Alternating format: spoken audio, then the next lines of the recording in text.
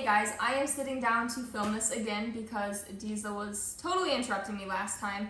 Over the weekend, a very scary situation happened to us with Rogue. Basically, we just moved into this new house not even a week ago. It had been 4 days in. I took Friday off. My boyfriend and I went to Target and Container Store just to buy some stuff for the house. We came back and the bathroom trash had been in. We came back and the bathroom trash was all over the floor. The dogs had clearly gotten into it. I made the mistake, literally the worst mistake of my life, to leave the bathroom door open and to not have the trash can in a cabinet where they couldn't get to it. So this little one got into it with her brother. Diesel is big, he can pass things fine, but Rogue is a small bulldog, she can't. So I was instantly worried. I gave her dinner to see if she could hold it down because I know that if she's throwing up after eating, that's a sign that there might be a blockage. So I gave her dinner. She threw up within 5 minutes, 3 times, all of her food. I called the vet. They said that keep an eye on her. Do not bring her to the emergency vet yet. If it gets any worse or if you continue to see her throwing up, take her in. So I should say that she was acting completely fine besides that. She was running, she was playing, she was being loving, she literally was doing everything she always does. The next morning, I gave her breakfast at probably like 10 a.m. She eats slow, so she probably didn't get around to it till like 11. She ate her breakfast and threw it up again within 5 minutes. This was literally the biggest red flag that something was terribly wrong. I called her regular vet to see if they had a appointment that I could bring her into, and unfortunately they did not. So I took her to the local animal emergency center, which we have been to many times before. They're great. I would recommend them to anybody.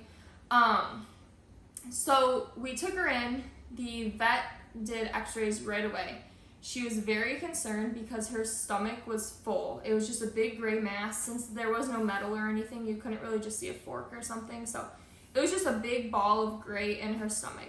The vet was like, it should be empty because she hasn't eaten, she can't keep anything down, and the stomach empties every 5 to 6 hours. So the stomach should have been empty at that point, and it was completely full. The vet said we then had 2 options: straight into surgery, where they would open up her belly, cut open her stomach, and pull everything out, and if needed, open her intestines and get stuff out of there too. With that, there are high risks of death, high risks of the acid from her stomach going into just her body and causing some harm. They literally list like all the side effects, like death, cardiac arrest. They asked me, if she goes into cardiac arrest, do you want me to revive her? I said, yes, of course. But it's just so scary. So my heart just sank as soon as I heard the word surgery and all the side effects. I started crying. She is a flat-faced dog, so they already have issues with anesthesia. I don't know if I said that right, but whatever. They already have issues with that. So it was just 10 times scarier. And she's only 3 years old. My biggest thing is it could have been prevented.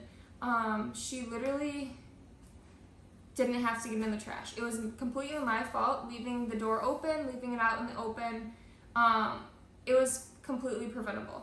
So the 2 options were surgery, cut open her stomach, pull everything out, or they could send her home with some medicine or something like that that speeds up digestive and to see if she can get it out by herself.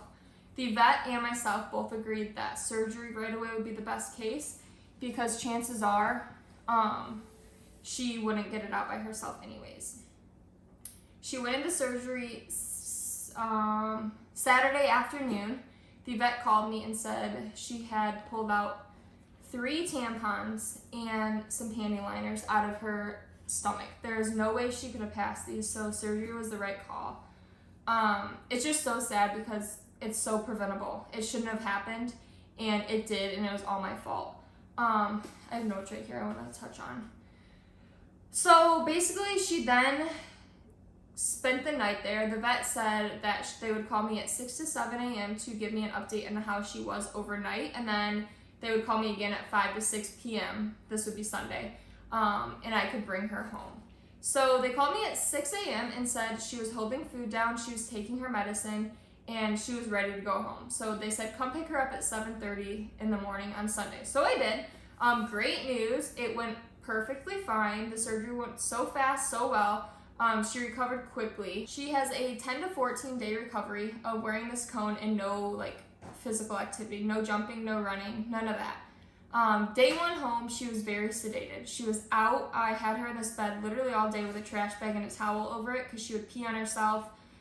She would go outside and go potty if I carried her, which I did often, but she still would just come in and just pee on herself right away. She was soaking wet pretty much her whole first day home, and the vet said it's just normal. Yeah, it's just normal from surgery, not to worry about it. She said keep an eye on it. If it doesn't stop within 24 hours, give them another call. I literally called the vet every like 2 hours just to give them an update and make sure she was okay. I'm that crazy dog mom. So day one, she was sedated. She just slept. She is on a bland diet, so chicken and rice, plain boiled chicken and rice for 3 days. So I would hand feed her little pieces of chicken and rice. She literally spits the rice right out. She hates the rice. I'll like slide the rice in with the chicken and she'll just spit it out. Her cone's full of rice. But day two went better. She was more awake. She tried to be active. She can't. So I think she's feeling okay. I just have to confine her to this bed. Day two was fine. She's eating. She's going to the bathroom by herself. She stopped peeing on herself. So it was great. She's looking like she's recovering perfectly fine. Sorry, Diesel is knocking on the door. Today's day three. Again, she's doing great. No side effects so far from surgery. Knock on wood. She's recovering great. It's terrible that it happened. It could have been prevented. It should have been prevented. But I'm just making this video to raise awareness on really how easily it is to slip up in your day-to-day life. We literally just moved here. I wasn't ready. I wasn't like acclimated, I guess, to making my house dog safe by having the trash can put away. It's a new bathroom. I was finding the homes for everything, and I made that super terrible mistake that I have to live with. It cost me thousands of dollars, which is fine. I would pay it all over again to make sure she's okay. But I just want to let you guys know, like, keep your trash up, keep your doors closed. Just think day-to-day little things that your dogs could get into, and they will. Like, my dogs, in 2 years at the other house, they've never gotten into the trash. I move here within the first week, they're in it. Rogue eats 3 tampons and panty liners. So just keep that in mind. Spread the awareness with people you know. Just remind people, like, hey, if you're at a friend's house, like, hey, put this garbage up, you have dogs. Just little things like that to help save a dog's life. She literally almost died. If I wouldn't have taken her in and just ignored it, she would have gotten worse and worse, and then surgery might not have went as well. So, lesson learned, keeping my garbage in a closet in my bathroom with the door closed.